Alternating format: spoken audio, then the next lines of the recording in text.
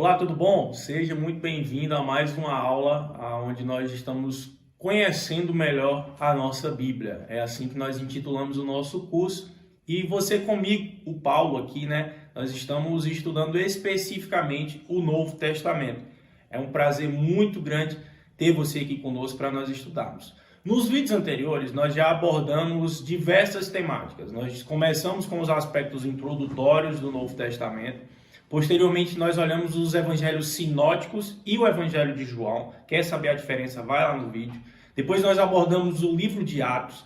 Posteriormente, nós conhecemos de forma panorâmica, bem geral mesmo, as epístolas paulinas. Nós conversamos sobre as epístolas paulinas numa perspectiva da teologia de Paulo. Nessa teologia, nós abordamos diversos assuntos. Findando os assuntos sobre Paulo, agora nós começaremos a questionar ou a estudar, na verdade, as epístolas gerais. Epístolas gerais, epístolas universais ou epístolas católicas. O termo, a terminologia vai variar de autor para autor, teólogo para teólogo, mas a ideia é que universais se dá porque este bloco que compreende o restante das epístolas do Novo Testamento, na verdade, é porque não possui apenas um autor, são vários autores. Então, por exemplo, quando você tem a carta aos Hebreus, você não conhece quem fez, quem escreveu a carta. Mas quando você tem as Petrinas e as Joaninas, é João e Pedro. Mas quando você vai, por exemplo, Tiago, Judas e Apocalipse, são outros autores que vão ter a assinatura, ou na verdade vão ter a sua autoria.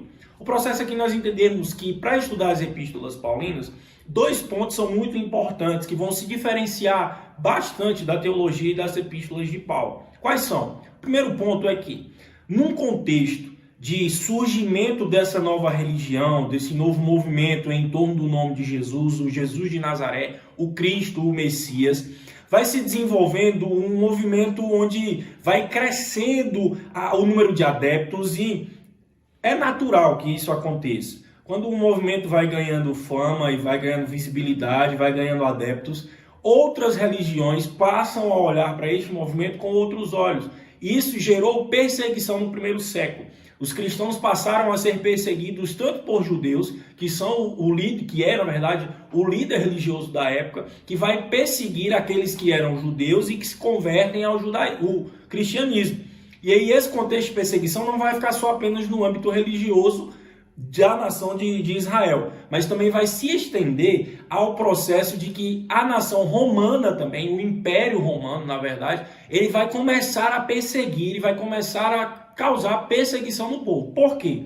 Porque no cristianismo, no evangelho, nós temos a ideia, e é muito claro isso no evangelho, de que só existe um Deus, só existe um Senhor, só existe um Kyrios, né? Que é a expressão grega usada no Novo Testamento, é Kyrios para se referir a Senhor. E este Senhor é Jesus ou Cristo, o Kyrios.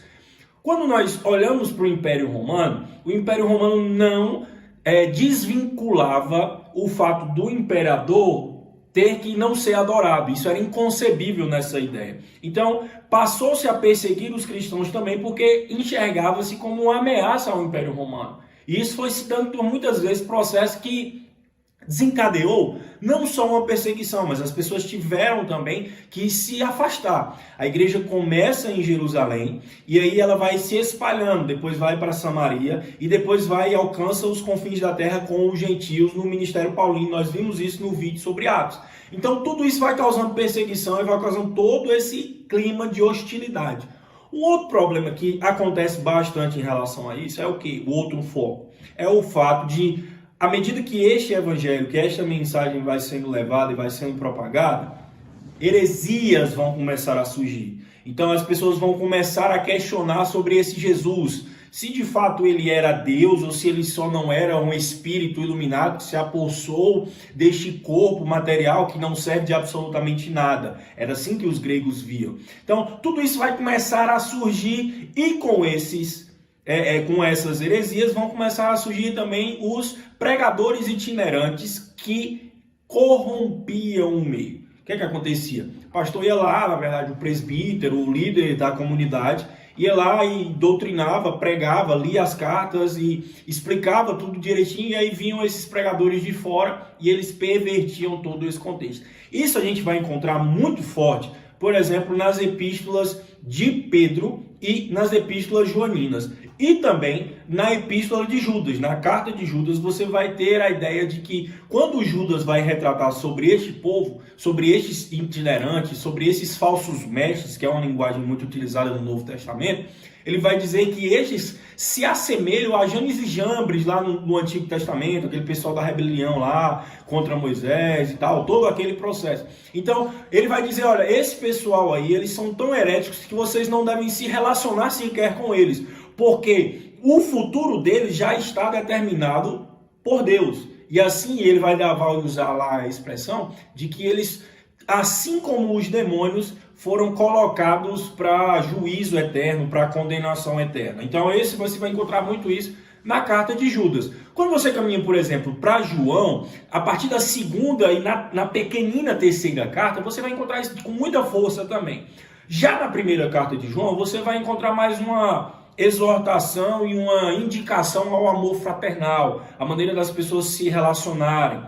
E vai mostrar algo muito interessante que serve para nós hoje em dia, que é a ideia de que nós geralmente associamos amor, a palavra amor, a sentimento, a emoções, a sensações, o palpitar do coração, a barriga se encher de sensações e todas essas coisas mais, nós associamos isso ao amor. Só que João, quando vai retratar tudo isso, ele vai dizer que nada disso, na verdade, fale sobre o perfeito amor. Por quê? Porque o perfeito amor, ele lança fora o medo. E por que esse perfeito amor lança fora o medo? Porque esse amor não se trata de emoções, sensações, experiências, mas esse amor se fala de uma pessoa. O verdadeiro amor é o verdadeiro Cristo. Deus é este amor encarnado em Cristo. Então isso fica muito forte.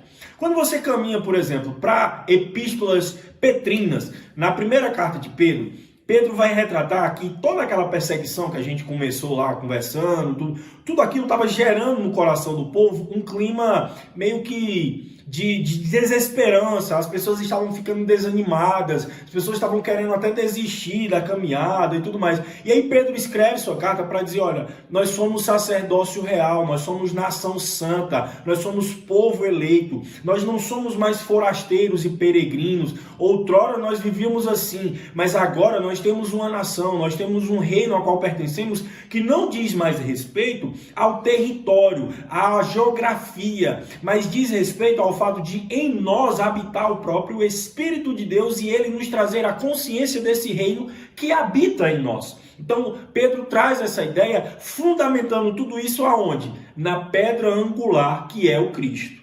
Cristo é a pedra angular a qual Pedro se refere e a qual a confissão do Evangelho de Mateus vai se referir quando Jesus diz, olha, tu és Pedro e sobre esta pedra, Jesus falando, eu edificarei a minha igreja. Então Pedro faz e diz, olha, esta pedra angular, esta pedra que foi colocada como pedra de esquina, pedra de tropeço, onde muitos pisaram e tropeçaram, este era o Cristo prometido. Nós estamos aliançados, sustentados por essa pedra. Então isso fica muito forte.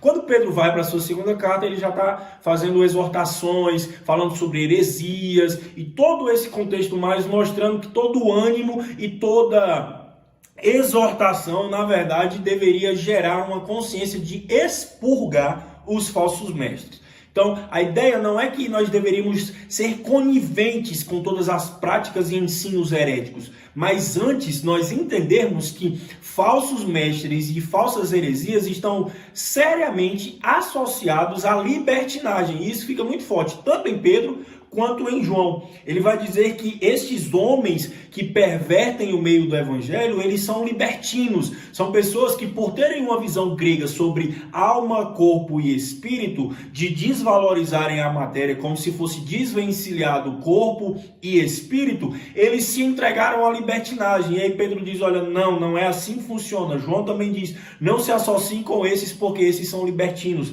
são pessoas que se dão aos prazeres de outras vidas, e a ideia é de um prazer carnal, é o sarkikos. São as pessoas que se utilizam da carne para satisfazer a sua própria vontade. Então a gente tem um resumo basicamente de Judas, das Petrinas, das Joaninas, e nos resta duas cartas muito importantes, que é a carta aos Hebreus e a carta de Tiago.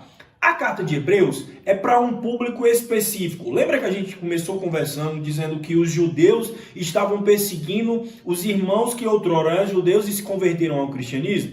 Pois bem, esses irmãos cristãos agora estavam sendo perseguidos e alguns começaram a abandonar a fé, porque julgavam que se estavam sendo perseguidos, o fato dessa perseguição era porque era Deus os chamando, de certa forma, a voltar para o judaísmo, porque o judaísmo era sim, de fato, a verdadeira religião, a verdadeira doutrina a ser seguida, porque o verdadeiro Deus estava no judaísmo apenas.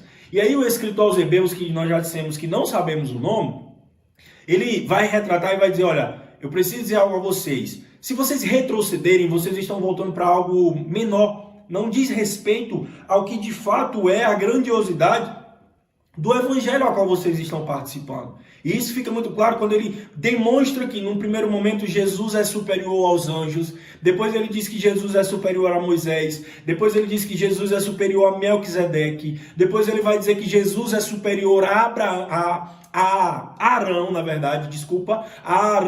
e a todo esse processo de linhagem sacerdotal. Por quê? Porque tudo aquilo que era feito no Antigo Testamento em termos de cerimônia era sombra do que haveria de vir. Nesse sentido, Cristo cumpriu a lei para nós. Que tipo de lei? A lei cerimonial, aonde nós apresentávamos, se fôssemos pessoas do Antigo Testamento, né, vivendo naquele contexto como judeus, precisávamos matar bodes, carneiros, bois, e aí dependendo da condição financeira era maior ou menor o animal. Mas a ideia é que Jesus está dizendo, que o escritor aos Hebreus está dizendo, olha, não se assemelhem a esse tipo que vocês vão estar perdendo. Jesus é aquele que é superior a todas as coisas. Não adianta vocês ficarem querendo voltar ao passado, não. Jesus é superior a todas essas coisas. E aí a contraprova desse processo é a galeria da fé, quando ele vai dizer que pela fé na obra de Jesus no futuro, todos aqueles homens, e aí ele vai citar Abraão e todos os outros lá da galeria da fé, dizendo que foi pela fé que eles alcançaram a promessa, né? E aí um ponto muito curioso é que nós precisamos entender aos Hebreus.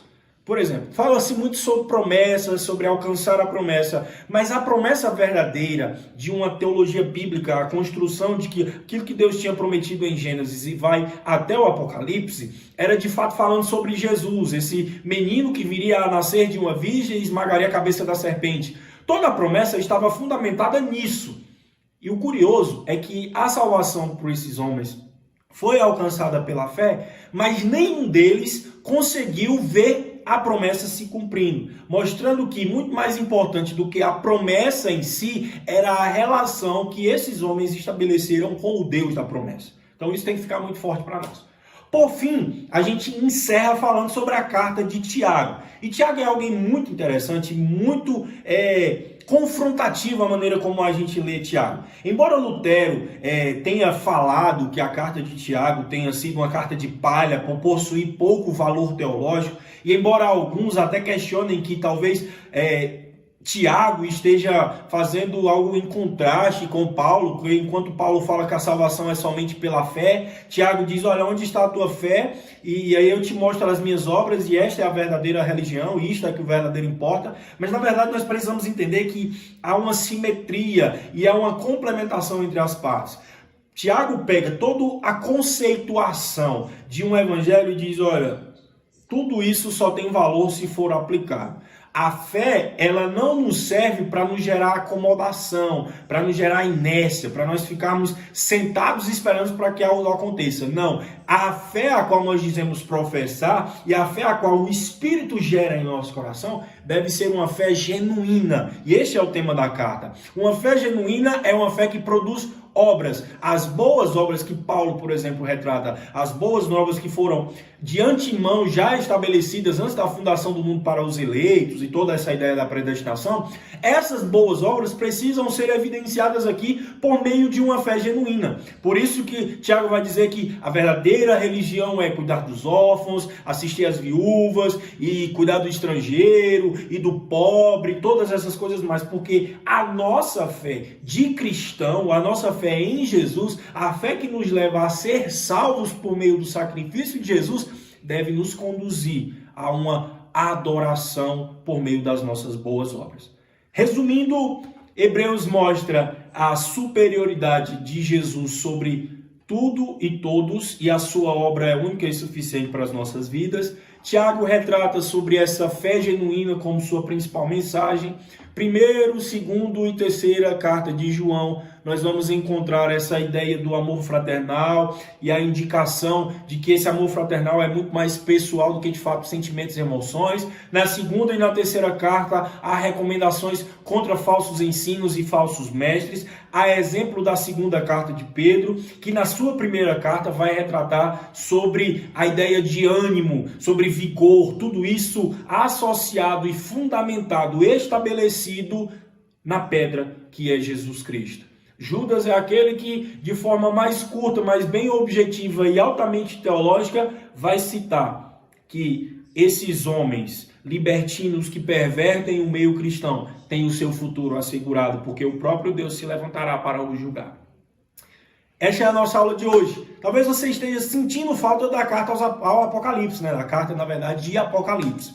Mas esta carta nós vamos abordar no próximo vídeo de uma maneira mais abrangente, para poder não ficar tão corrido, para poder não ficar vídeos muito grandes nesse processo. Então, eu queria deixar aqui alguns pedidos. Se você gostou do vídeo, curte ele, compartilha com quem você acha que precisa ouvir isso, que quer fazer esse curso também, compartilha todos os outros, pega o do Antigo Testamento, pega o do Novo Testamento, faz uma sequência, faz anotações. Ah, eu tenho uma dúvida, eu queria perguntar ao professor, como que eu faço isso? Escreve nos comentários aqui embaixo, manda um e-mail, faz tudo isso que a gente está aqui à disposição para servir você. Este é o nosso curso Conhecendo Melhor a Sua Bíblia, comigo, Paulo, estudando o Novo Testamento. O meu muito obrigado, até o próximo vídeo, que Deus nos abençoe.